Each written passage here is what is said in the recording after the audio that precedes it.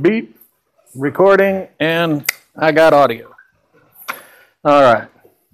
Anybody else come in that hasn't gotten any of their homework handed back to them? Or all right.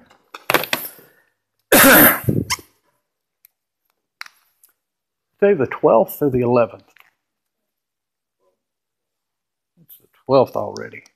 9th.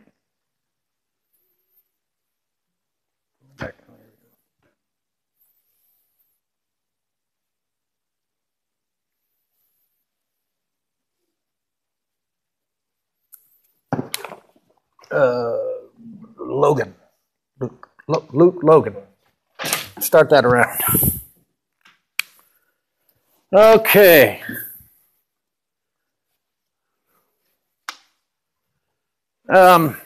Everybody's turned in your exam, and anybody still have their homework out to be turned in? Okay.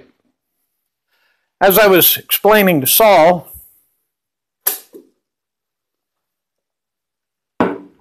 every semester I generally give each of my classes one bonus exam as a take-home to help make up for to replace their lowest exam score.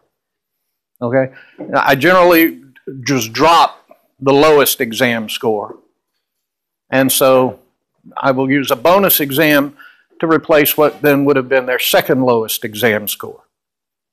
Just a way to help you get your grade up and learn the material at the same time. So, on this homework assignment, what was the number of the problem? Was it 36? Is that the one about the water balloon being launched at the boy falling from the tree and showing that they would both hit at the same time? All of you took my hint, almost all of you took my hint in class Monday that if you solve the equations, you will find that both of them, that they both have the same equation for their position in y at the time t when the water balloon reaches that point. Doesn't matter what y is, doesn't matter what v sub naught is. Well, I gave you the hint that if you work out the equations that you'll find that they both have the same equation, and what y'all did was took that hint and just wrote the hint down that if you solve the equations, they're the same. Okay? That wasn't an acceptable answer. On the homework, what I ended up doing was just eliminating that question from the homework. So instead of however many you got right out of 10, it was however many you got right out of 9. With one exception, who actually did a pretty good job of working out the problem and showing the equations came out to be equal. So that person got credit for it, and they ended up getting 10 out of 9. So instead of 20 points, they got, I don't know, 21 or 22, whatever that worked out to be. All right? So whichever one of you that was, honestly, I don't know. I don't remember. I don't look at the names when I'm grading the papers. Somebody did. So whoever that is, you've got a leg up on this take-home exam, because the take-home exam is to work that problem out. Start, draw the sketch, and solve the problem. But actually go through, it might take you a couple of pages of paper, but go through and show the equations, how they derive, how you solve that problem. That is your take-home exam. That's your take-home bonus exam for the semester.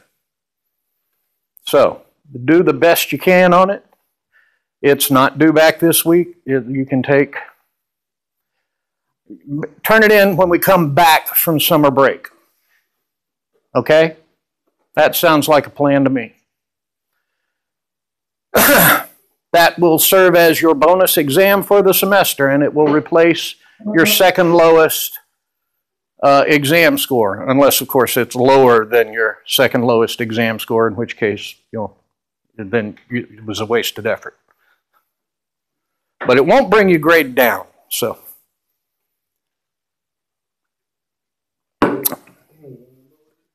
Say again? Oh, somebody help me out. He's asking trick questions.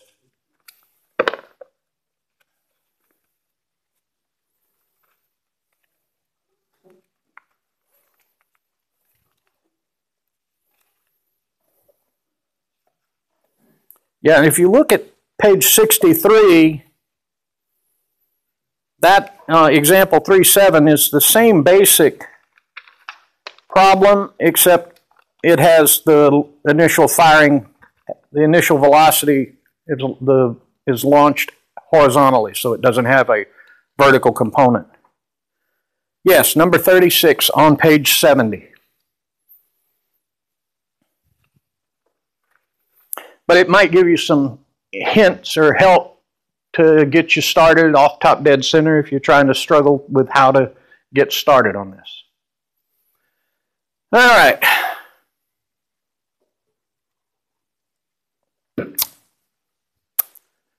Does anyone have questions from this week's homework yet?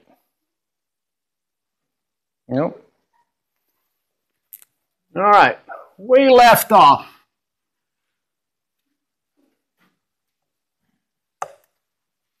Newton's laws of motion.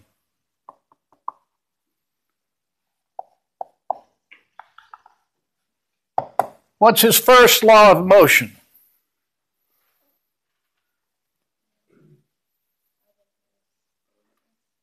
Object at rest stays at rest. An object in motion stays in motion unless acted upon by an outside force. Or a shorter version of that, law of inertia. And what was inertia? Oh, this is review, people. Help me out. Somebody speak up. What is inertia?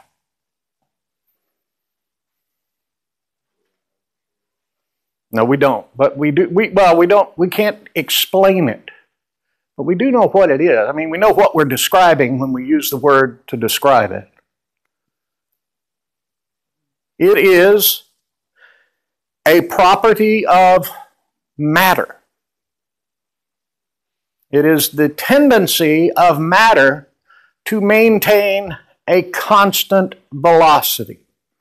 Okay, you can write this down. This is actually a very good definition. Inertia. 1. A property of matter. It is the tendency of all matter to maintain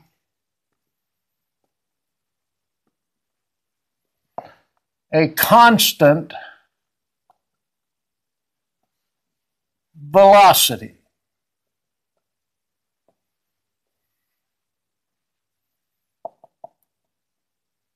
To resist acceleration.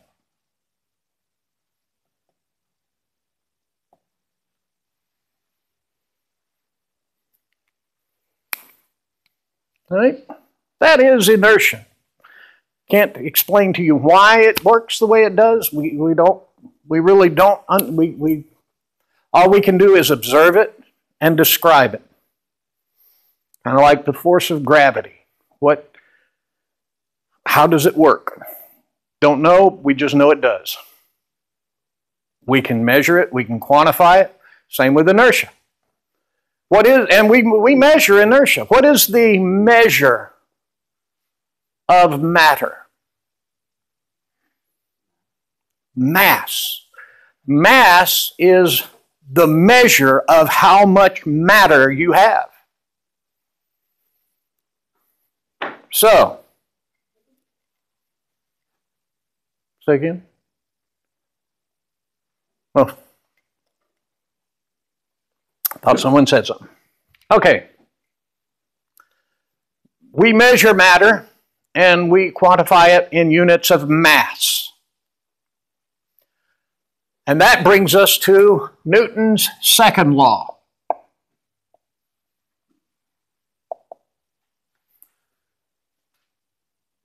The sum, this law we're going to write as a mathematical equation because there is no more succinct way of writing it.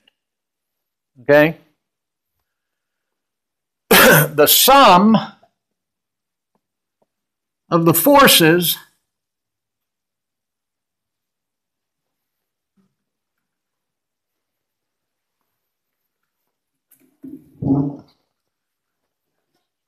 who has the sign-in sheet? Chris, did you get signed in? Who else came in late? Garrett, did you get signed in? Megan, you got it? Okay. Don't leave, any of you who came in late, don't leave without getting details on your take-home bonus exam. Okay. The sum of the forces acting on an object will equal its mass times its acceleration. I'm try to make those little arrows so you don't confuse them with averages. Okay, Newton's second law is a vector sum. Just in case any of you thought that we went through all of that trouble learning how to add vectors just because I needed to fill time and make life difficult for you. No, this is why you need to learn how to add vectors, how to do at least rudimentary vector mathematics. Because Newton's second law is a vector equation. It is the vector sum of all of the forces acting on a body are equal to the mass of that body times the acceleration it experiences or it undergoes. Okay? And this is written as an equation for a reason. You can actually quantify every term in that equation. You can quantify forces. What is the measure of force? What are the units of force? Newtons. What's the measure of matter? Mass. What are the units? Kilograms. What is acceleration? What are the units in which we measure acceleration?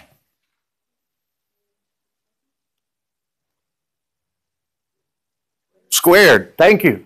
Meters per second squared. Dimensionally, length per time squared.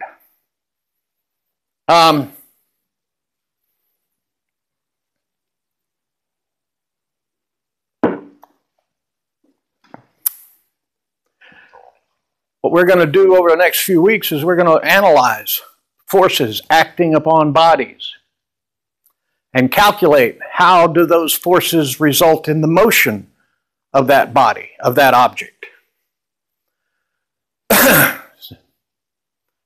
And you're going to be surprised by a couple of things. One, you're going to be surprised that, wait, you can actually do this. You can actually do these calculations and figure out how much force does it take to stop a car? How much force does it take to get a car going? To slide a chair across the room? Why isn't that cup moving? Why is it moving? Why is it not moving? Are there no forces acting upon it?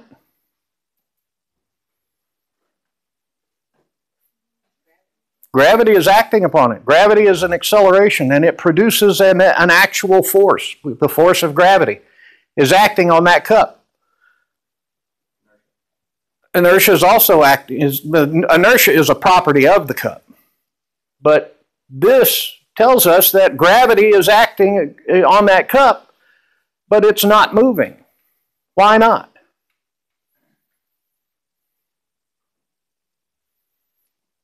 If there's a force acting on that cup, but it's not accelerating.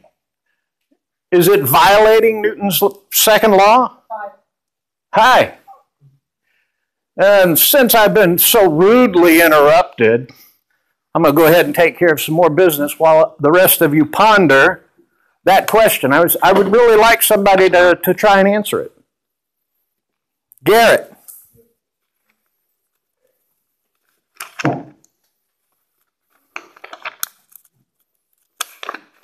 Chris.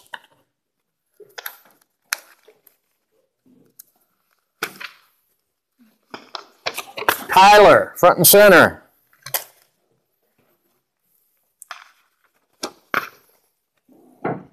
Deja, not here. Megan.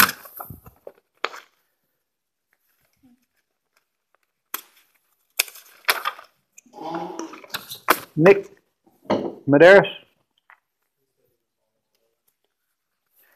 Shy.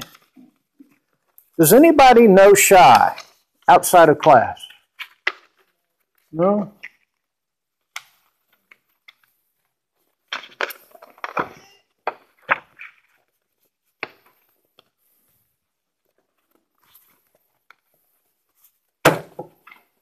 All right. Who has an answer?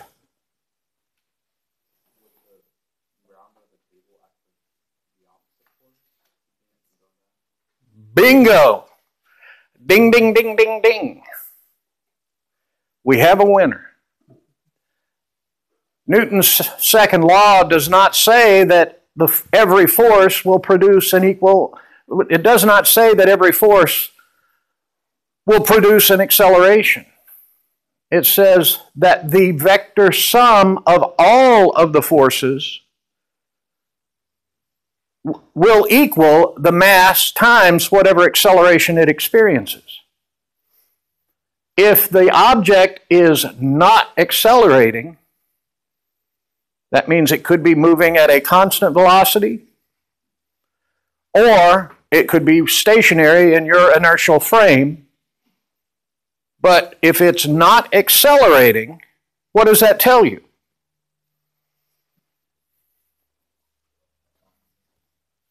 Say again? If it's not, no, it might be moving. It could be moving at a constant velocity and not be accelerating. But if it is not accelerating, that tells you that the vector sum of all the forces is equal to 0. That, the mass cannot be equal to 0. It has mass. So the acceleration must equal 0.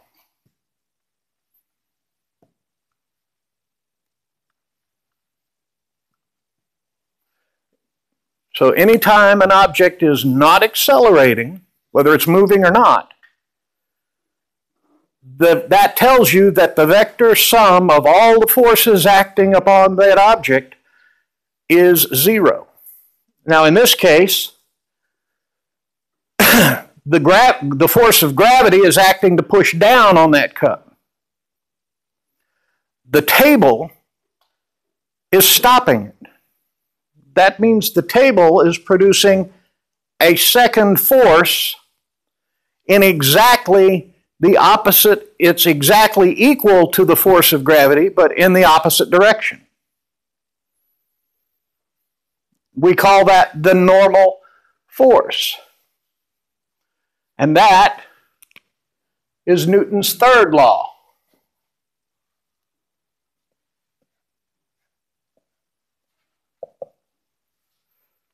Who can give me the statement of Newton's third law?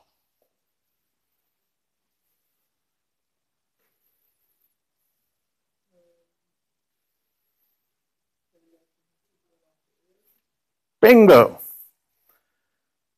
Every action has an equal and opposite reaction. That's the colloquial or the common phrase that we use to describe Newton's third law.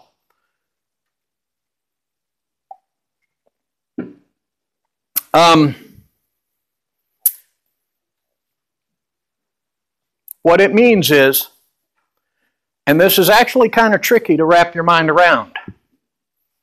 So everybody pay attention and think this through with me. What that says is, if you apply a force to something, then that something is going to apply an equal and opposite force to you. The cup is sitting on the table. That means it's pushing down on the table. That means the table is pushing back up on the cup. And they are two separate forces. The force that the cup is exerting on the table is not the force that is being exerted on the cup. They are two separate forces exerted on two separate bodies by two separate bodies. The table is experiencing the force of that cup pushing down on it. The table is also not moving.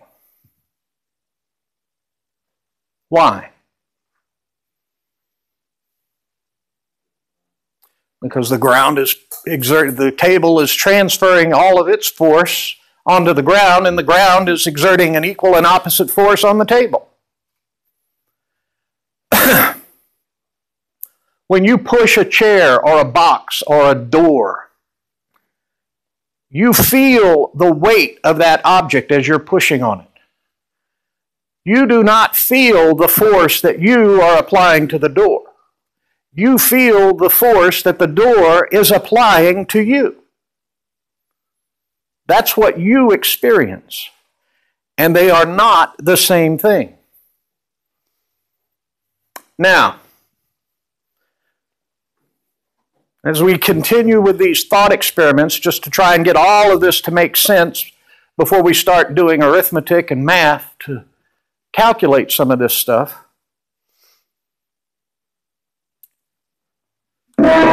Say I want to push this chair across the floor. The chair moved. How did that happen? Well, but according to Newton's third law, whatever force I applied to the chair, it applied back to me.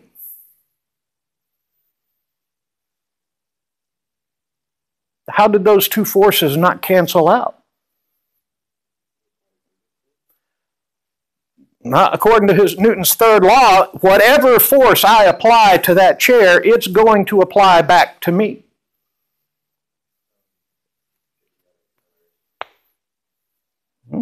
Well,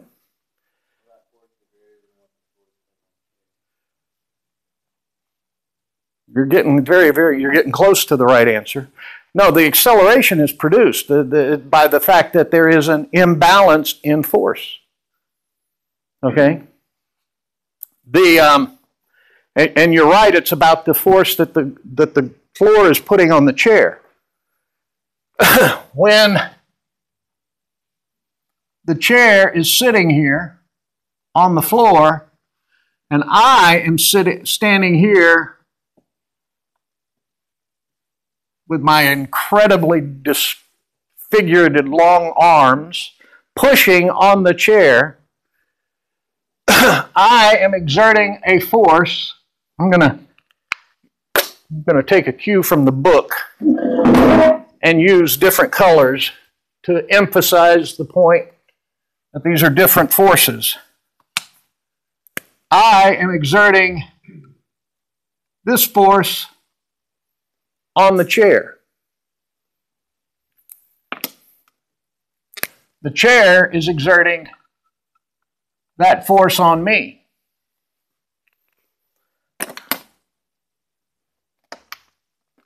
The floor is exerting a force on the chair in this direction, and the chair is exerting, what color is the chair? Red? The chair is exerting, the other red, right? There we go.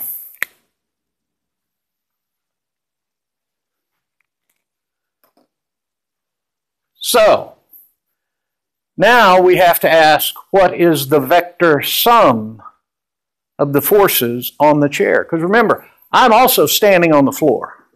So I'm exerting a force on the floor in that direction. And the floor is exerting a force on me back in the opposite direction. So the question then becomes, what is the vector sum of the forces on the chair? It's the force that I'm applying to the chair plus the force that the floor is applying to the chair, which produces a vector sum of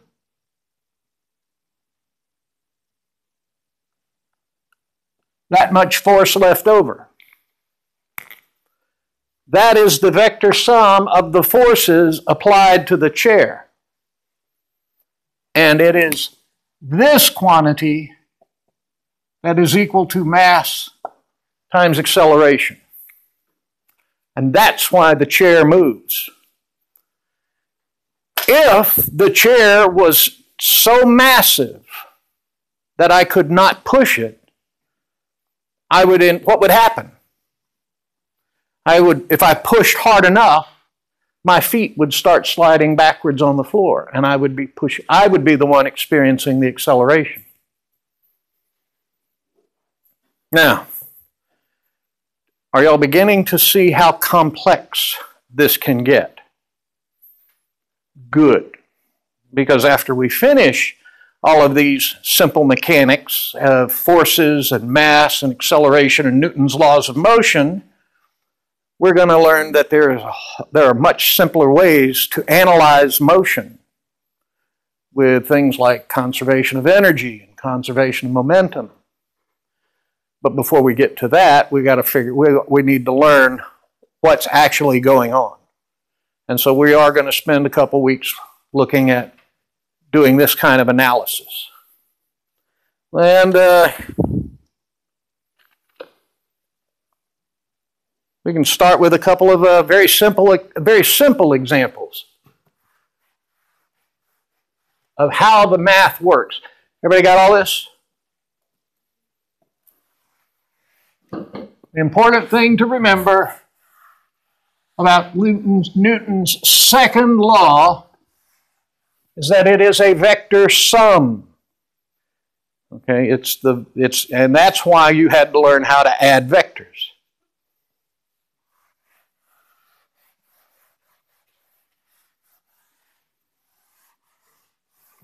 The light at the end of that tunnel is that once we get to conservation of energy and conservation of momentum, you won't have to fool with them anymore.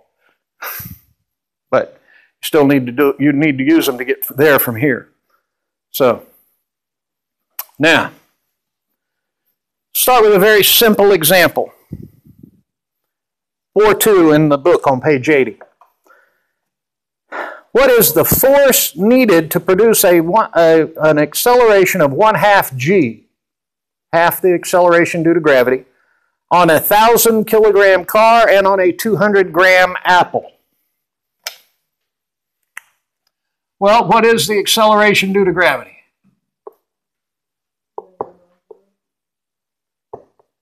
Okay, and we're going to deal with the magnitude so we can forget about the negative sign. 9.8 meters per second squared, and therefore 1/2 g is equal to 4.9 meters per second squared. Well, let's just say 5. How's that? So, what force is needed if you have 1,000 kilograms and you want to accelerate it by 5 meters per second squared? Nick, front and center.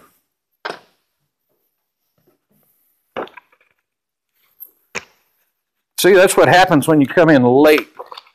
You get immortalized on the recording of the lecture and on YouTube forever and ever and ever.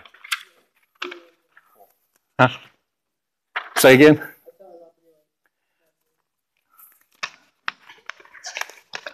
Come on, I know I got you in this stack here.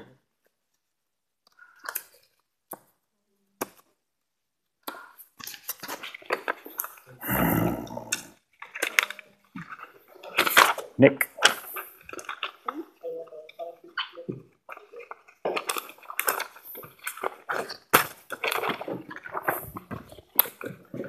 And don't leave, any of you who came in late, don't leave without getting details on the take-home bonus exam. Huh? Yeah.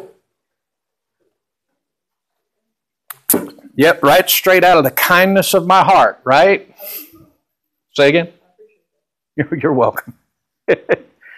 Okay. What force is necessary? What force has to be applied to that car? Or let me rephrase that. What net force? Okay, and so I'm just going to say this once and we're going to pretend like it applies.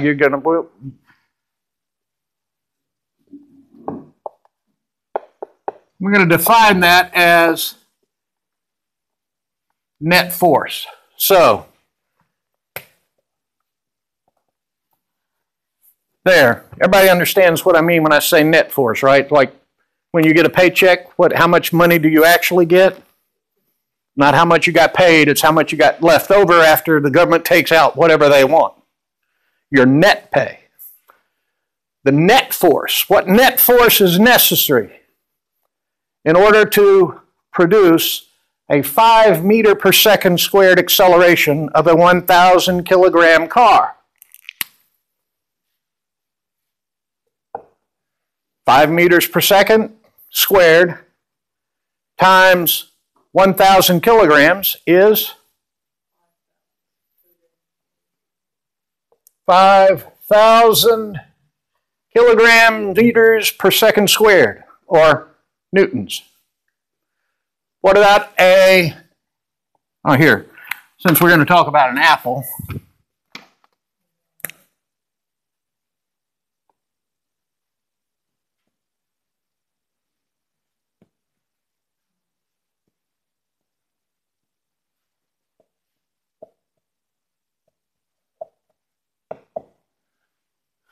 now you only have 200 grams, or 0.2 kilograms.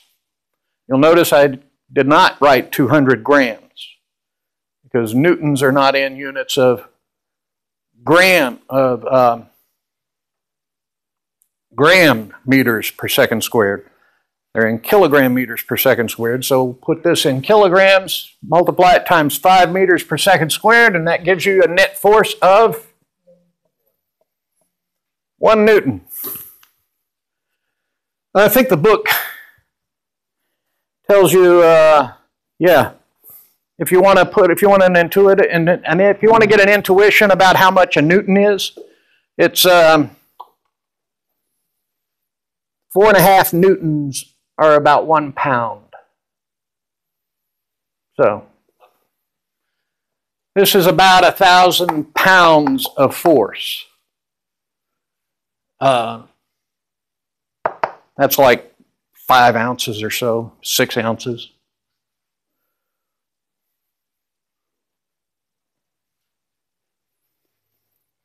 Pretty simple, straightforward. That's just plug the numbers in, do the multiplication, and that gives you the force. Now, let's look at example 2. What net force is required to bring a 1,500 kilogram car to rest from a speed of 100 kilometers per hour within a distance of 55 meters? This just got interesting, didn't it? How much force does that require? Well, let's write down what we've got. 1,500 kilogram car, right?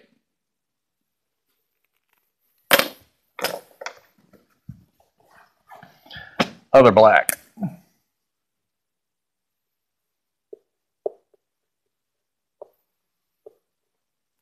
How fast is it going? 100 kilometers per hour?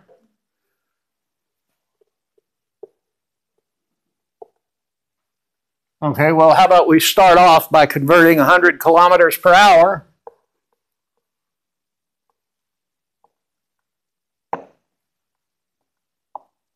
into meters per second. So there are 3,600 seconds in each hour.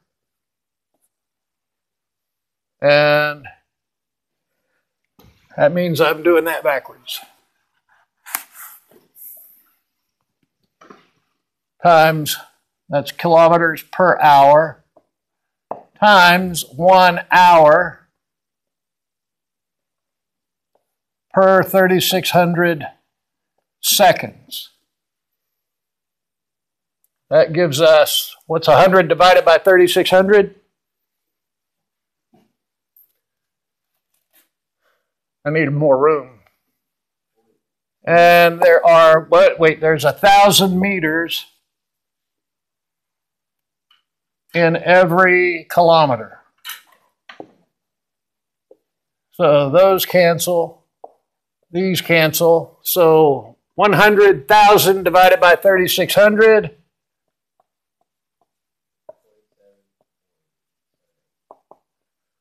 27.78. Okay? 28 meters per second. Let's just use that.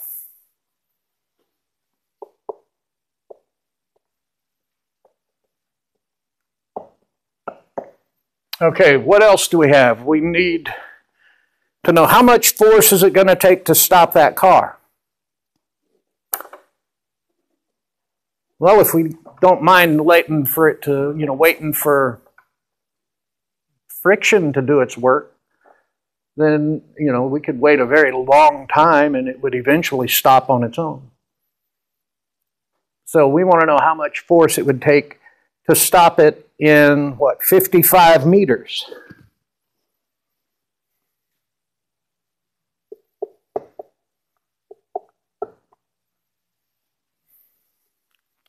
You all understand? I mean, just intuitively, you should understand this, that the faster you want to stop it, the shorter a stopping distance you want, the faster you want to stop it, the greater force it's going to take.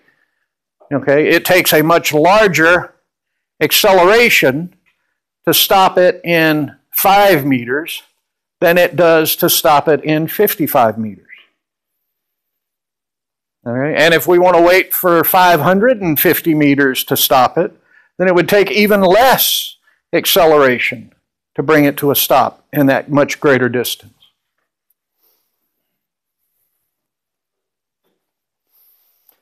So, how many of you have your handy-dandy, trusty kinematic equations still written down on your index card? If you've got your book open, it's right here on the page, but we're going to use v squared equals v sub naught squared plus 2a times delta x.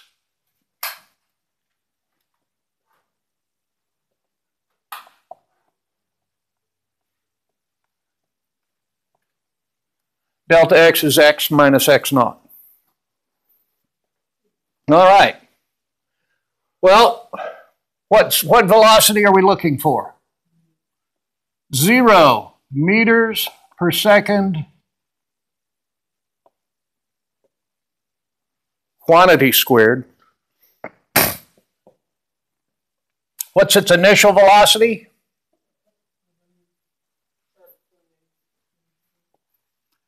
(28 meters per second squared plus 2 times a times 55 meters. So we subtract 28 meters per second, quantity squared. What is that? 28 squared.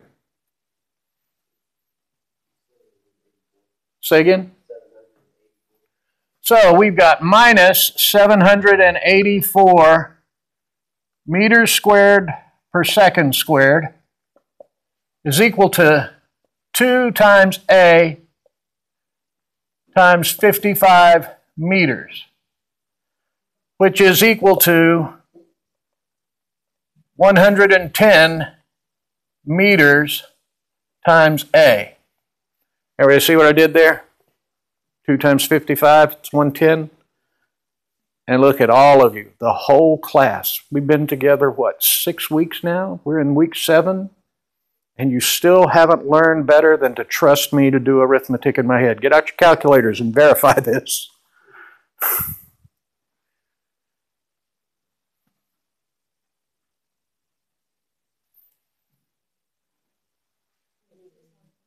Thank you. Now, divide minus 784 by 110, and that gives us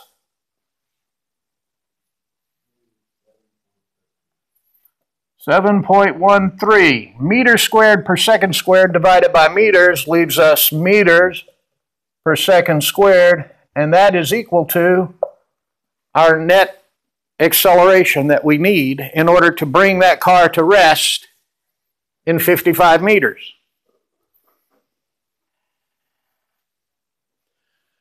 So how much force do we need in order to produce minus 7.13 meters per second squared of acceleration?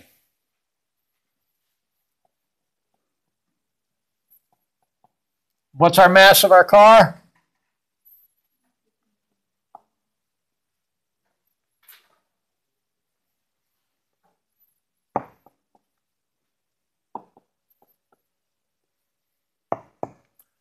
Equals,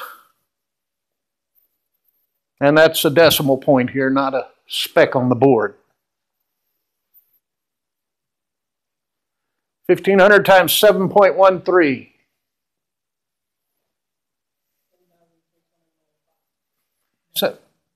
7,695. Say again?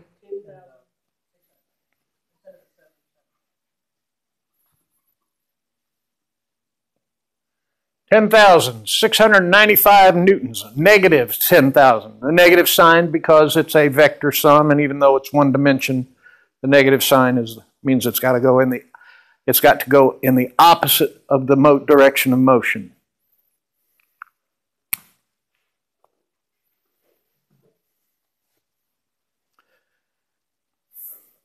That's it. That's as simple as it is.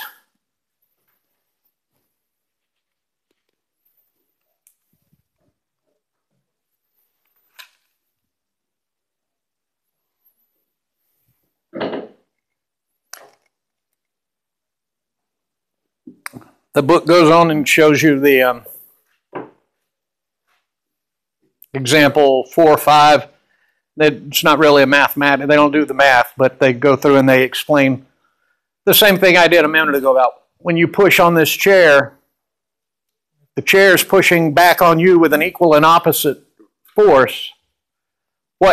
How does the acceleration occur? Because the force that you are exerting on the chair and the force the chair exerts on you are two different forces acting on two different bodies. The motion of the chair has nothing to do with the amount of force it's applying on anything else.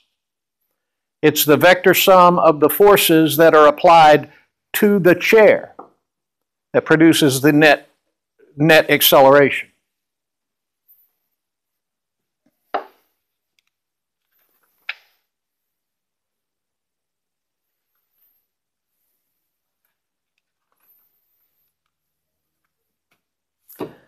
That's where I'm going to stop today. So do we have any questions? This is Wednesday, right? We've still got Friday? Okay, just making sure. I don't want to stop too soon. Does anyone have any homework or exams to turn in? Thank you. And I've given...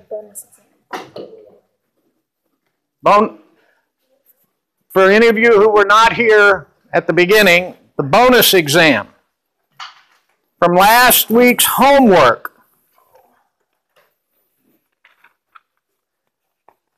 I gave everybody a hint on how to solve number 36, that when you work out the equations of motion for both the water balloon and for the boy falling from the tree, you would find that they both end up with the same equation of vertical position at the same time. And regardless of the initial velocity, that the water balloon and the boy falling would have the same vertical equation of motion. Well, you all took the hint and just wrote down the hint on your homework and said the equations will be the same. And that was not an acceptable answer. So on your homework grades, I threw out that question. Your grade then became, instead of however many you got right out of 10, it was how many you got right out of 9. And that question is now your take-home bonus exam. At the end of the semester, I will end up tossing out your lowest exam score and won't count on your grade at all. This bonus exam will replace your second lowest grade score, assuming it's higher than your second lowest grade score. It's not going to bring down your grade. Okay? I want this turned in as soon as we come back from summer break. So you don't have to do this immediately. You can take some time. You can think it through. You can work it out. It may take a page or two of writing out equations and stepping through it systematically, but do the work. Solve the problem. Save your grades. Boom.